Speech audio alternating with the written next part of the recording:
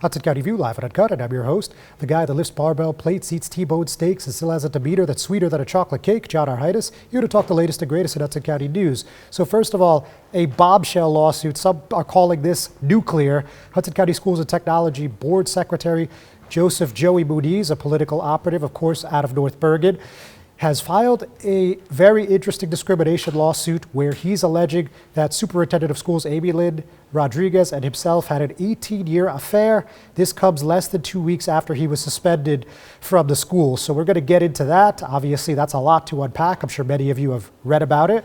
Then beyond that, talking about what's been going on about Careport Health and Hudson Regional Hospital, something we've chatted about, well, for years actually, but more intensely the past few months now.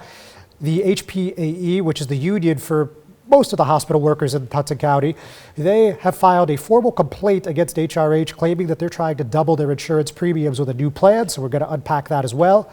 We're also going to talk a little bit about 2025. Of course, we're almost about to turn the calendar, folks, and we learned that Ward E Councilman James Solomon has a new council-at-large running mate, so we're going to chat a little about that. And today, my guest is going to be Jersey City Ward D Council candidate Elvin Dominici. All that and a whole lot more right after this word from our sponsors.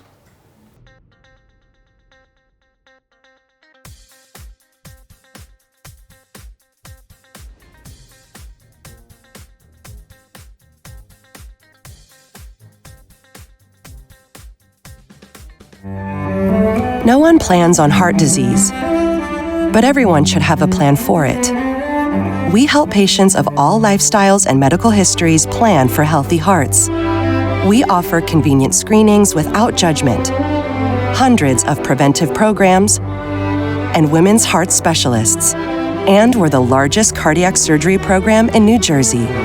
Make plans for a healthy heart with RWJ Barnabas Health. Let's be healthy together.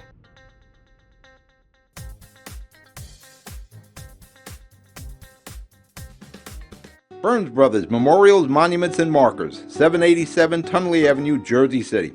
Hudson County's only monument maker, serving all faiths and cemeteries. Design, studio, and large inventory on site. Cemetery inscriptions and custom orders welcome.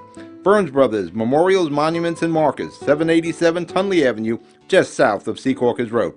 Craftsmanship that will last for all eternity. Burns Brothers, Jersey City, Albert H. Hopper, North Arlington. Visit us on the net.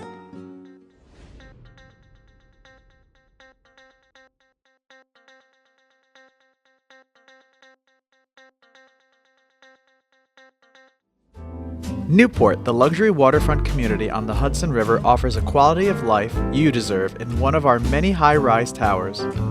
With amenities such as the on-site Newport Path, light rail, Newport Town Square, 3 playgrounds, dog run, upscale restaurants, retail giants like Kohl's, JCPenney, Macy's, and Target. Morton Williams and Acme Supermarket are just outside your front door. A health and fitness center, skating rink, and medical facilities are also on site. Enjoy the New York skyline from our waterfront and various parks. Manhattan is just one pass stop away, or a quick ride through the Holland Tunnel. Nursery and private elementary schools all on site. 12-screen movie theater at the Newport Center Mall. Looking to visit? Stay at the Westin or Marriott Hotel. For more information, visit us at newportnj.com. Make lasting memories to cherish forever. It's incredible. It's you, Newport. Live like you want. Consumer Carpets, 3408 Kennedy Boulevard in the Jersey City Heights. Your one-stop store for residential and commercial floor treatments. Carpeting, linoleum, tiles, laminates, hardwood floors, area rugs, remnants. All major brands, all in stock. Free estimates, same-day installation. Consumer Carpets, it's savings, selection, installation. Credit cards and debit cards accepted. Financing available. Consumer Carpets, price to fit your budget, installation to fit your schedule. On the net at consumercarpets.com. Consumer Carpets, Jersey City, 201-792-2712.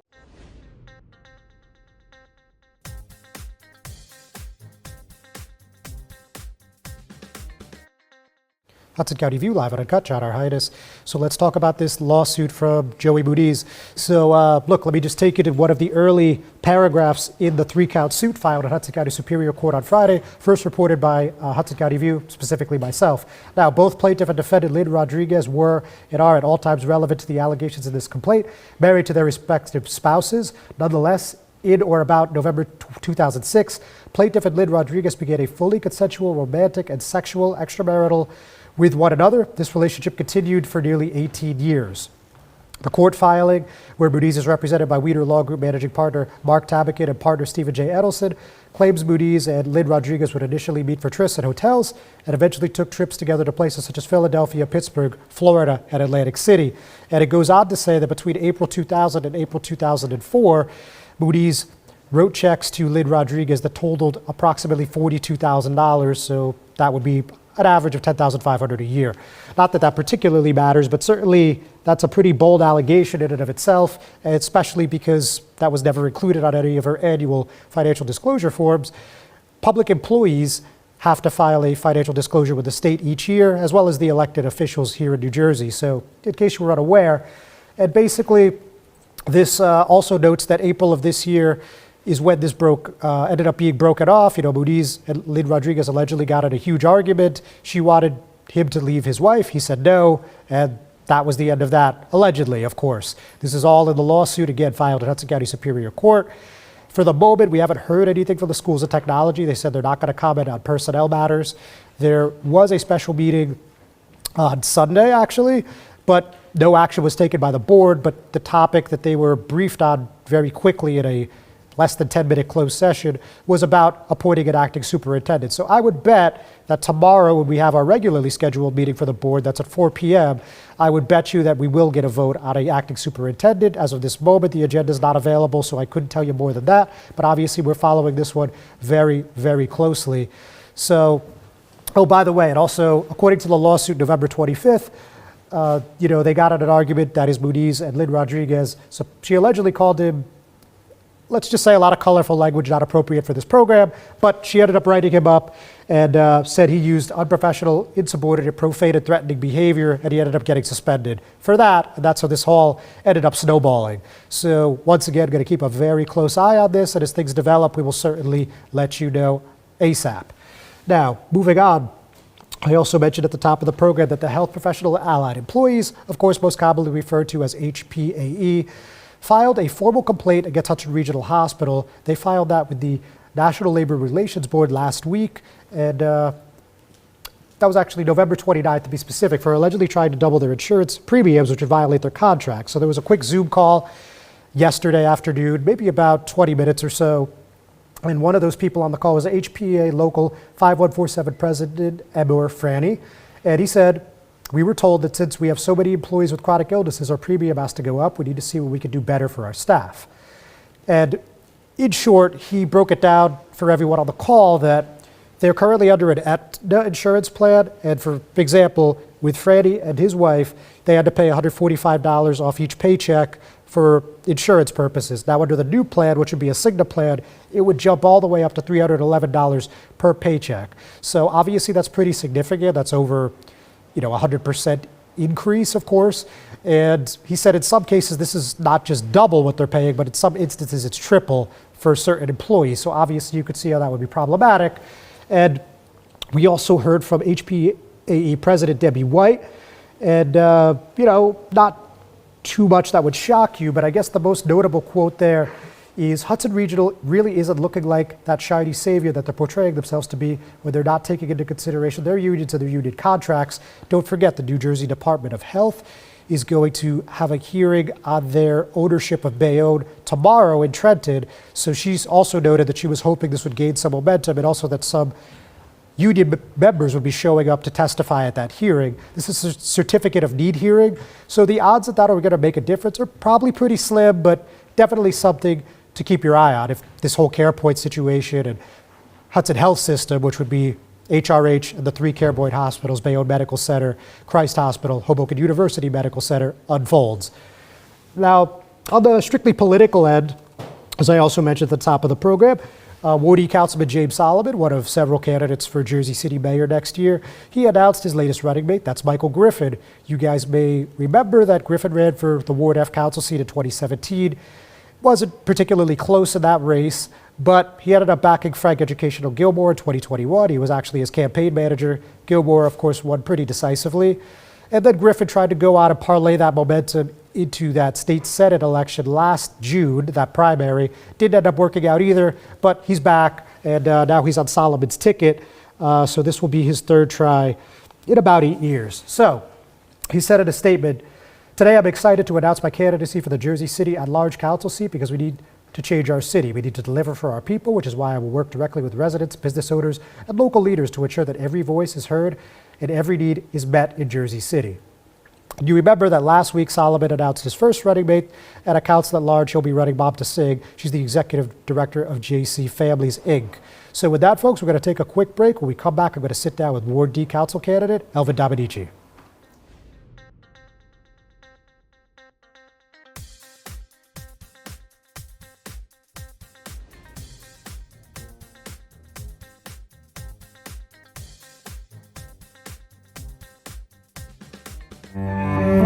No one plans on heart disease, but everyone should have a plan for it.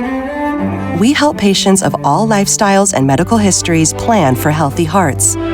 We offer convenient screenings without judgment, hundreds of preventive programs, and women's heart specialists. And we're the largest cardiac surgery program in New Jersey. Make plans for a healthy heart with RWJ Barnabas Health. Let's be healthy together. Burns Brothers Memorials, Monuments, and Markers, 787 Tunley Avenue, Jersey City. Hudson County's only monument maker, serving all faiths and cemeteries. Design, studio, and launch inventory on site. Cemetery inscriptions and custom orders welcome. Burns Brothers Memorials, Monuments, and Markers, 787 Tunley Avenue, just south of Secaucus Road. Craftsmanship that will last for all eternity. Burns Brothers, Jersey City, Albert H. Hopper, North Arlington. Visit us on the net.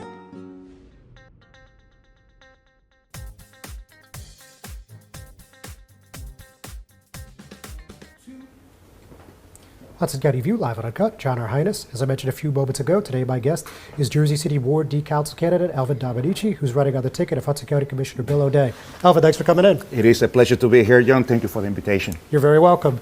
So, obviously this is your second shot in just as many cycles. You went for at-large in 21, hit a lot of doors. You put your best foot forward. It didn't work out. Why did you want to try again with a different approach this time, meaning you're running for the ward seat instead of at-large?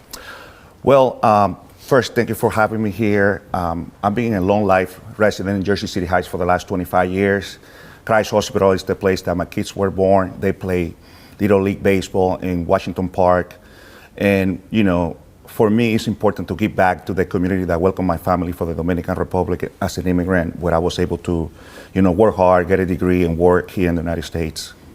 All right, simple enough. Now, look, you've been pretty outspoken about the Mayor Stephen Fulop administration. You certainly have not pulled your punches when you felt there was an issue you had to speak about.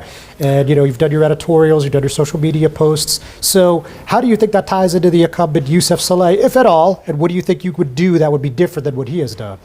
Well, the main thing with me, even when you see Commissioner Bill O'Day talking about me and our relationship, is somebody that I want to speak my mind about the issues that are affecting our community. I want to have the back of the residents of Ward D. There are things that we see that the current council person is not doing, mainly with communication, contingency services. The Heights is becoming not affordable no more. And we want to make sure that everybody in the city, especially in the Heights, their voices, their needs, the problems are addressed accordingly. And I think it's something that we can do. And that's why we're fighting now to be the person that represents the Heights. All right, so you said the incumbent's a little weak on constituent services. Of course, I'm paraphrasing, but, why do you think that that's the case, and what do you think you could do better? Well, I tailor myself to, the different approach that late Councilman John did. He had an office open in Central Avenue where people just can walk in and talk about the problems. I think we can build a communication letter or email that can go to the residents and the bi-weekly basis. We can also have at least quarterly basis meetings with nonprofits, neighborhood associations, with the directors and people that represent the city government, addressing the problems that are affecting our community, something that's been lacking for many years. And unfortunately, the council person, he's been rubber stamping to the administration for many years. And people mostly don't know when I have conversations with them about the issues of the ward, who is the person that represents them, but they know who was Michael John. All right, I get that point of view. Now, when you say rubber stamp, what are some issues you think he voted yes on that he really should have been more thoughtful about? Well, the first thing that he did when he became council person in 2020, he voted to increase salaries for himself, and then also in the same year he voted to increase his salaries, something that I think is wrong. Lately, with the Pop Purdue Center and providing those tax amendments that is going to cost the city over $150 million, I think it's something that he should have done. He didn't have a heart the interest of the people of Jersey City, especially the people of the Heights, and he has failed greatly to do that for the last 4 years that he's been in the city council person. And we need to have somebody that can have a heart the best interest of the community, that can fight for the issues that are affecting our people, and I think I am that person. All right, you're clear on that. Now, something that I talked about when he was joining me was that there's that bike lane for Manhattan Avenue, not far from where we live, actually. Yep. And, the pilot is complete, and they've asked for an extension. The administration has asked for an extension for the NJDOT. It appears they're going to get that. But what's your feeling on the bike lane and what should happen there? I just want to say off the bat, I'm supportive for protected bike lanes in Jersey City. I'm supportive for the master plan that it was implemented, I think, in 2018. And I feel that we should do the whole master plan throughout the city. However, something that is important also is that we get the feedback for the people that live in the area, the businesses, how it's going to affect traffic overall, and that we get a common ground where everybody can get, what we wanted. I know it's not going to be perfect. Some people are going to get upset because we're going to lose parking. But at the end of the day, I have a long conversation with one of the leaders of the JC Bikes the other day about, bike lanes, do they have to be, this protected bike lane has to be on Manhattan Avenue? Can we find a different street in the Heights that can actually provide the service? And stuff like that. I think at the end of the day, we got to tailor the city to the needs to everybody that live in the city. Okay, so let's just say you were on the council, the bike lane, full-time bike lane was up for a vote. Would you be a yes or a no? Well, as I said right now, I need to study more the issue and talk to the people in the community and talk to the people with the bike lane, because there are so many passions and many differences. We just need to find the common ground so we can make it happen. So I cannot say right now that I will vote yes or no. I need to just have more information on the issue to have a better understanding of what is the problem, how we can solve it. So maybe a couple community meetings, a couple Absolutely, surveys. which is being a lack for the current council person. He's not willing to sit with the community and listen to the needs that they have, especially with the bike lanes and other problems that are affecting our community. All right, point taken. Elvin, hold that thought. Ladies and gentlemen, don't go anywhere. We're just going to take a quick break. We'll be right back.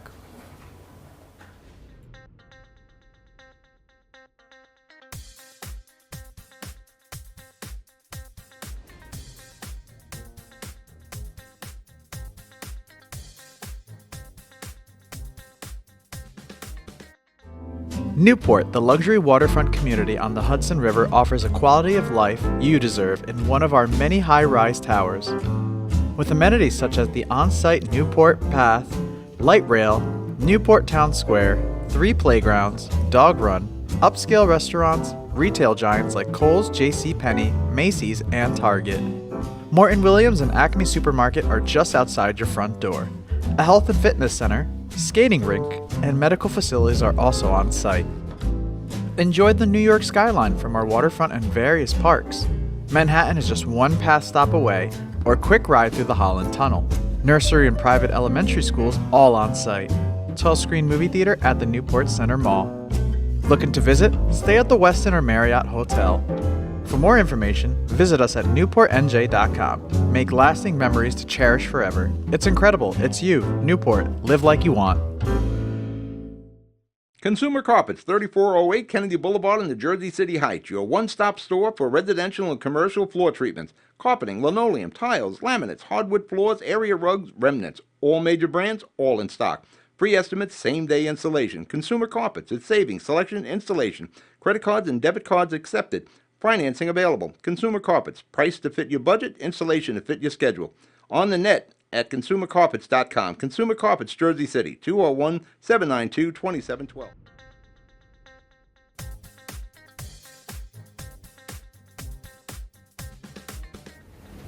Hudson County View live on a cut. John Heinis. I'm still here with Jersey City Ward D Council candidate Elvin Dominici. So Elvin, now it's a crowded field, as you know. We have quite a few independents running. We have Patrick Ambrosi, we have Jake Efros, and of course we have yourself, Councilman Saleh, retired Police Lieutenant Dave Carlton. While he hasn't declared, everyone's pretty sure he's running. Right. And we've heard a couple other names too. So what do you think about the fact that this is the most crowded field right now out of all the ward races?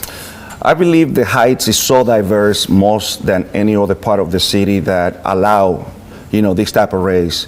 At the end of the day, we got to look to the track record of all these people that are trying to run for office. Where these people been in the last 4-8 years working with the community, whether their commitment is only because they want to represent a certain group of people and not represent the community overall. For me, what I can tell you, I've been a community activist before a politician for the last 15 years. I can put my track record as a community activist, not promising, but the things that I have accomplished and the things that I will accomplish when I become a council person. So give me some examples of that, if you don't mind. Well, as of right now, recently, I'm not going to go to history, but recently, just having conversation with the community, whether there's a need for a pie hole and a speed bump, signs. We have a tracker that is aligning each need for each individual person. After we have conversation, we're addressing it and making phone calls. Without being elected, we're doing the work right now. And as recent as you know, there was a 4-alarm fire in the Heights in South Street and Kennedy Boulevard. That's right. I didn't post anything about what happened with the fire like the council person did. I went there, I have conversations with the family, we placed it in a hotel temporarily. I even myself created the GoFundMe account so they can get resources and funds for the community. And this is the stuff that we're doing. We're not promising, we're actually delivering the work right now. All right, good example, I think. Now, let's go to the legislative side. So, you talked about your independent voice and how you want to serve the residents of Ward D, specifically cater to their needs. So can you give me some example, maybe 2 or 3 resolutions or ordinances you'd probably put up within, say, your first 6 months of being elected if you get that opportunity? I'm glad you asked that question. I mean, I know that we have so many issues with rent control right now. I understand that developers and greedy landlords are trying to kick tenants out just to make sure that they can build these big luxury buildings and making a lot of profit.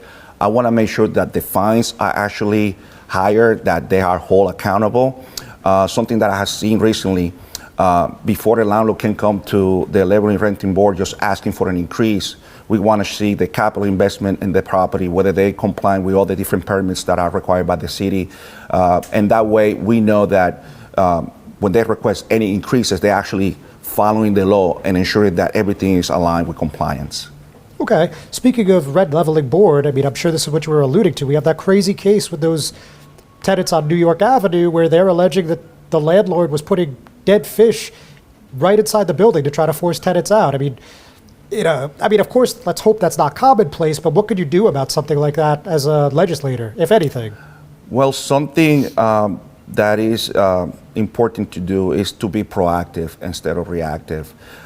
It's funny that you asked that question. Just yesterday, I have a meeting with the tenants talking about this problem, and we were able to allocate legal representation and making sure that they have the support that they need, especially with some nonprofits that work with these type of cases in the Heights.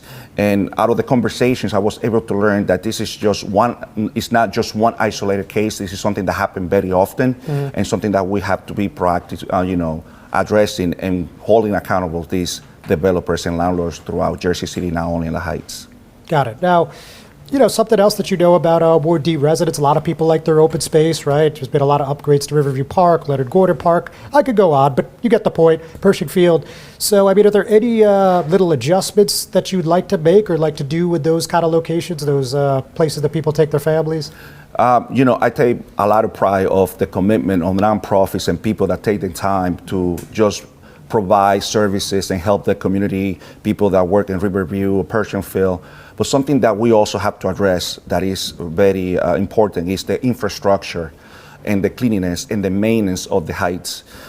People that live in the Heights can see the difference, like twilight between our city and the neighbor city, and that cannot be the case. We got almost $800 million in our budget. We got to see where the resources and the funding and the investments done so we can make the city more clean, trying to find more parking, even we build public parking, because I know that's another problem that we can address in the Heights. And then finally, on that point, you mentioned partnering with some of the nonprofits and the local organizations. So, like the Central Avenue SID, like what do you think is maybe something you could do with them, if anything, to improve life for the Ward D residents? Well, we got to make sure that we work hand by hand with business owners. I'm proud to say that I helped to found the Hispanic American Commerce Association, which is the largest Latino small business association in the county. See what are their needs, whether they need resources with grants, services, and just be there for them.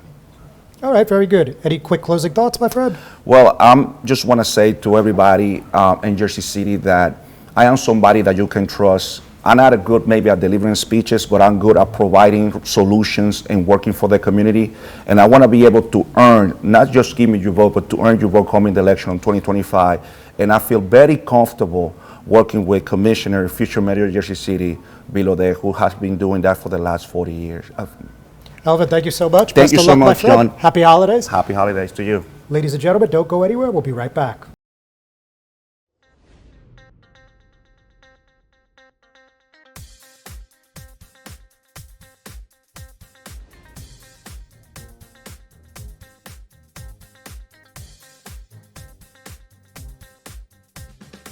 Comprehensive healthcare is here, here, and here.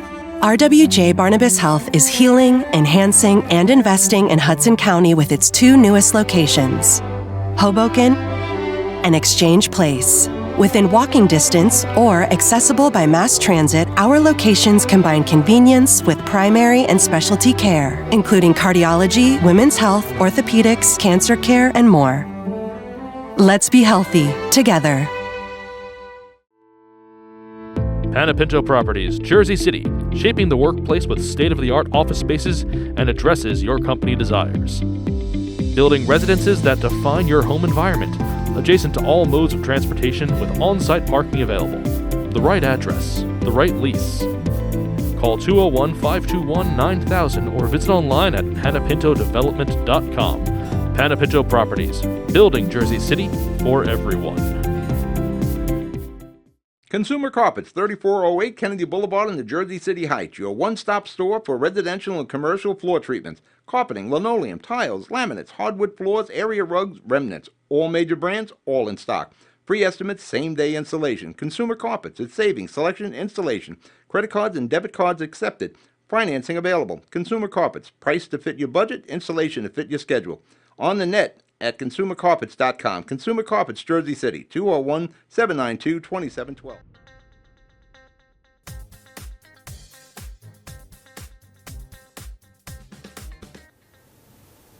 Hudson County View, live on a cut, shout out Heinis.